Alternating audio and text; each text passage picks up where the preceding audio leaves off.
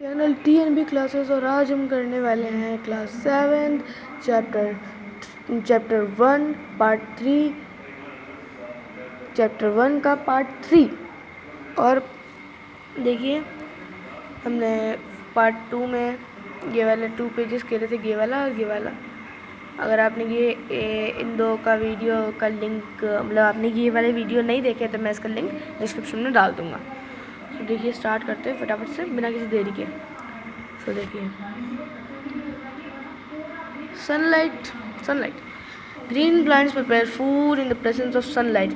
Chlorophyll present in the green leaves traps the solar energy. The solar energy is converted into chemical energy by the process of photosynthesis. The chemical energy is stored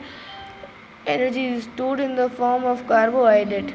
Energy is stored in the form of carbohydrate food in plants. Leaves of plants grow in different patterns so as to absorb maximum sunlight. जो green leaves होती हैं वो उनके अंदर chlorophyll होती है, और जो क्लोरोफिल होती है वो सोलर एनर्जी मतलब सनलाइट को ट्रैप कर लेती है और वो सोलर एनर्जी को केमिकल एनर्जी में कन्वर्ट कर लेते हैं ताकि वो फोटोसिंथेसिस कर सकें। और जब वो फोटोसिंथेसिस कर लेते हैं तो उसके अंदर भी जब वो केमिकल एनर्जी में चेंज हो जाती है ना, तो वो जो केमिकल एनर्जी है उसे वो पहले से ही प्लांट्स के अंदर स्टोर करके रखते हैं एक फूड की तरह। अब देखो ये वाला पेज आपका पूरा हो गया है। देखिए ये एक छोटी सी एक्सरसाइज है, आप करना चाहे तो कर सकते हैं। Green plants are called autotrophs. Which of the following gases is release during photosynthesis? Oxygen. देखिए ये पूरा हो गया। अब नेक्स्ट पेज चलते हैं। ये रहा, मैं रीड करते जाऊँगा, फटाफट से रीड करके आपको समझा दूँगा। पहले मैं रीड कर लूँगा फिर आपको आराम से समझा दूँगा। Aquatic plants like hydrilla, water lily and Vallisneria take in carbon dioxide dissolved in water to prepare their food and give out oxygen during this process. Aquatic plants जो होते हैं जैसे कि hydrilla, water lily, Vallisneria, in plants को ये plants भी खाना बनाते हैं। अब जो कार्बन डाइऑक्साइड है वो तो ये लोग डिज़ोल्व कर लेते हैं, डिज़ोल्व हो गई, और पानी के अंदर तो वो होते ही हैं। तो पानी के आसपास तो कोई पानी के ऊपर है, कोई पानी के नीचे है, तो ये पानी में तो होते ही हैं। तो पानी से वो बना लेते हैं अपना खाना, और पानी और वाटर और कार्बन डाइऑक्साइड जो कि वो अपने अंदर डिज़ोल्व कर लेते हैं, और उसी से बनता है ऑक्सीजन। देखिए इम्पोर्टेंस ऑफ कार्बन डाइऑक्साइड। इसको स्टार्ट करते हैं फटाफट से। We cannot imagine the earth in the absence of photosynthesis. The process of the photosynthesis do the reasons given below. Number 1. Photosynthesis enables the green plants to make their own food. In the absence of photosynthesis, there would be no plants. Number 2. The survival of all plants in the world directly or indirectly depends upon the food made by plants. Number 3. Oxygen, which is essential for the survival of all organisms, is produced during photosynthesis. The carbon dioxide is used by the plants during photosynthesis. So we can say the photosynthesis maintains the balance between oxygen and carbon dioxide in the atmosphere. देखिए ये कह रहा है कि हम imagine ही नहीं कर सकते हैं अर्थ को बिना फोटोसिंथेसिस के। अब ये नंबर 1 में कह रहा है कि ना फोटोसिंथेसिस से ही ग्रीन प्लांट्स का खाना बनता है, और फोटोसिंथेसिस नहीं होगा तो ग्रीन प्लांट्स का खाना नहीं बनेगा तो वो लोग क्या खाएंगे, और फिर वो कुछ खाएंगे नहीं तो प्लांट्स भी मर जाएंगे, तो कुछ प्लांट भी नहीं रहेंगे। जितने भी सर्वाइवल होते हैं जैसे कि एनिमल्स हैं, ह्यूमन बींग्स हैं, वो सब डायरेक्टली और इनडायरेक्टली उसी खाने पर डिपेंड होते हैं जो कि प्लांट से बनता है। और ऑक्सीजन तो बहुत ज़रूरी होती है सर्वाइवल्स के लिए, ह्यूमन बींग्स के लिए तो खासकर बहुत ज़्यादा ज़रूरी होती है। अब जब वो ही नहीं होगी तो फिर इंसान कैसे जिएगा? इंसान तो फिर मर जाएगा, क्योंकि फोटोसिंथेसिस नहीं होगी तो प्लांट्स कुछ खा नहीं पाएंगे, तो प्लांट्स मर जाएंगे तो फिर ऑक्सीजन नहीं होगी और हर जगह कार्बन डाइऑक्साइड फैल जाएगी, और फिर इंसान को ऑक्सीजन नहीं मिलेगी तो फिर इंसान भी नहीं रहेगा ना। इसलिए फोटोसिंथेसिस बहुत ज़रूरी है। और ये कह रहा है कि हम ऐसा कह सकते हैं कि फोटोसिंथेसिस बहुत ज़रूरी है अर्थ का अर्थ को मेंटेन रखने में, अर्थ में जो एटमॉस्फेयर के अंदर ऑक्सीजन और कार्बन डाइऑक्साइड की मात्रा को मेंटेन रखने में। अब देखिए ये कंप्लीट हो गया है। अब ये है plants also synthesis proteins and fats. ये मैं आपको एक ही पैराग्राफ में समझाऊंगा फटाफट से। देखिए, we have just learn the plant synthesis carbohydrates through the process of photosynthesis. The carbohydrates are made up of carbon dioxide, carbon, hydrogen and oxygen, carbon से, हाइड्रोजन से और ऑक्सीजन से। Plants can also synthesize other components of food such as proteins and fats. Protein all contain nitrogen. From where do the plants obtain nitrogen? देखिए ये कह रहा है कि प्लांट्स, हमने अभी तक पढ़ा था कि जो प्लांट्स हैं वो सिर्फ और सिर्फ कार्बोहाइड्रेट को ही सिंथेसिस करते हैं, पर ऐसा नहीं है। कार्बोहाइड्रेट बने होते हैं कार्बन, हाइड्रोजन और ऑक्सीजन से, और इन्हें चाहिए होता है। अब ये दूसरे प्लांट्स को भी सिंथेसिस करते हैं, जैसे कि विटामिन एंड फैट्स। विटामिन जो है नाइट्रोजन से बना हुआ होता है, जब भी तो उन्हें नाइट्रोजन मिलती है। अब देखिए नेक्स्ट पैराग्राफ है। Plants cannot use the nitrogen present in the atmosphere. They need nitrogen in a soluble form. Soil contains certain bacteria called rhizobium that can take atmospheric nitrogen and convert it into water soluble nitrogen components like nitrates and release it into the soil. These nitrates are absorbed by the plants along with water. Plants also absorb nitrogen from fertilizers as they are rich in nitrogen. अब ये कह रहा है plants जो है उनको nitrogen की ज़रूरत तो होती है। अब वो हवा में फैली हुई नाइट्रोजन को एब्जॉर्ब नहीं कर सकते हैं, क्योंकि उन्हें सॉल्यूबल फॉर्म में चाहिए होती है, और जो हवा में फैली हुई होती है वो सॉल्यूबल नहीं होती।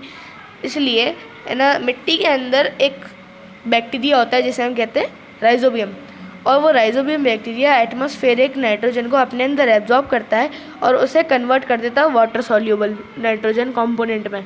रहता तो वो नाइट्रोजन ही है, पर वो लिक्विड फॉर्म में उसे कन्वर्ट कर देता है और फिर उसे मिट्टी में छोड़ देता है।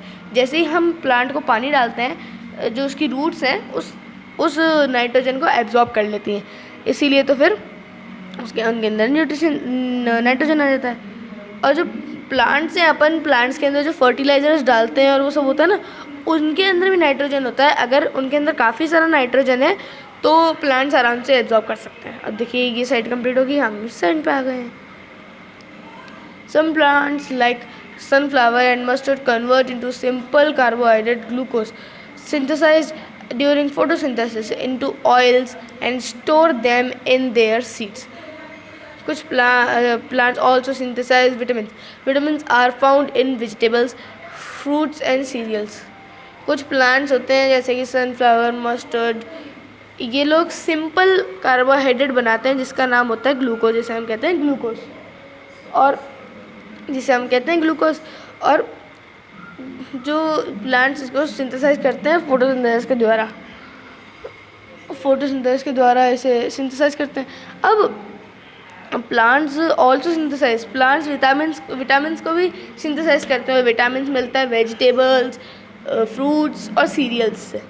देखिए अब heterotrophic mode of nutrition. There are some plants that do not have chlorophyll. कुछ प्लांट्स होते हैं जिनके अंदर क्लोरोफिल भी नहीं होता।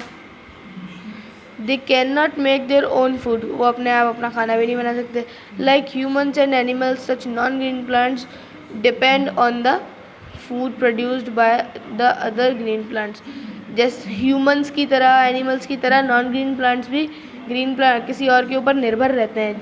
जो नॉन ग्रीन प्लांट्स भी ग्रीन प्लांट्स के ऊपर निर्भर रहते हैं ताकि उन्हें खाना मिल सके न्यूट्रिशन के लिए। और इस मोड ऑफ न्यूट्रिशन को हम कहते हैं हेटेरोट्रॉफिक मोड ऑफ न्यूट्रिशन। अब ये कह रहा है, इसे और थोड़ा डिटेल में पढ़ते हैं, तो यहाँ पे आपको दे रखा है saprotrophic mode of nutrition. Some non green Some non-green plants get nutrition from dead and decaying organic matter of plants and animals. Such plants are usually white in color and have no leaves. देखिए कुछ non green plants nutrition लेने के लिए कुछ भी कर लेते हैं, जैसे कि कुछ नॉन ग्रीन प्लांट्स हैं, अब उन्हें न्यूट्रिशन चाहिए तो वो डेड एंड डिकेइंग एनिमल्स से या फिर प्लांट से अपना न्यूट्रिशन ले लेते हैं। कोई मरा हुआ एनिमल है, कोई मरा हुआ सा जानवर है, उससे ले लिया, या फिर कोई मरा हुआ सा पेड़ है उससे ले लेते हैं। और कुछ पेड़ तो एकदम कुछ प्लांट्स जो होते हैं वो एकदम वाइट कलर के होते हैं, तो उनमें बिल्कुल लीव्स नहीं होती हैं, तो फिर साफ बात है कि वो वाइट कलर के होंगे, तो फिर अपना खाना कैसे बनाएंगे। इसलिए देखिए, the mode of nutrition in which the non green plants obtain their nutrition in dead and decaying organic matter of plants and animals called saprotrophic nutrition. Plants that have saprotrophic mode of nutrition are called saprophytes, for example Indian piper coral root. कुछ इस mode of nutrition, ये जो mode of nutrition होता है saprotrophic वाला, ये non green plants के अंदर होता है, और वो इस न्यूट्रिशन को अपने आप को न्यूट्रिशन देने के लिए डेड और डिकेइंग मतलब मरे हुए जीव जंतु या जानवर या पेड़ पौधों का, मरे हुए जो जीव जंतु या पेड़ पौधे होते हैं उनसे अपना न्यूट्रिशन खाना ले लेते हैं, क्योंकि वो खुद तो बना नहीं सकते, इसलिए किसी और से ले लेते हैं। अब है ना, उस मोड ऑफ न्यूट्रिशन को हम कहते हैं सेप्रोट्रॉफिक मोड ऑफ न्यूट्रिशन, और जिनके अंदर ये मोड ऑफ न्यूट्रिशन होता है उन्हें हम कहते हैं saprophytes. For example Indian pipe and coral root. अब जैसे कि इंडियन पाइप है, अब ये तो पूरा ही वाइट है, ये जो इंडियन पाइप है पूरा का पूरा वाइट है, और इसके अंदर बिल्कुल भी है ना लीव्स नहीं है, खाना कैसे बनाएगा। इसलिए, और ये कोरल रूट भी ऐसा ही है, ये ग्रीन कलर का है ही नहीं, क्लोरोफिल ही नहीं है इसमें, तो खाना कैसे बनाएगा। इसलिए क्लोरोफिल होना बहुत ज़रूरी है, नेसेसरी भाई, नहीं तो क्लोरोफिल नहीं होगी तो खाना ही नहीं बनेगा। इसलिए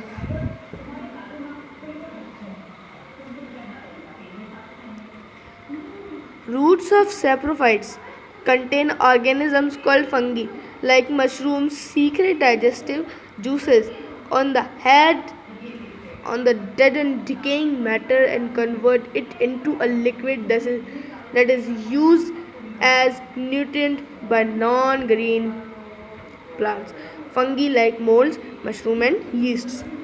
अब जो सैप्रोफाइट्स होते हैं वो एक ऑर्गेनिज्म कंटेन करते हैं जिसको आपने हमेशा से सुना होगा, जिसे कहते हैं हम फंगी। आपने सुना ही होगा हमेशा से।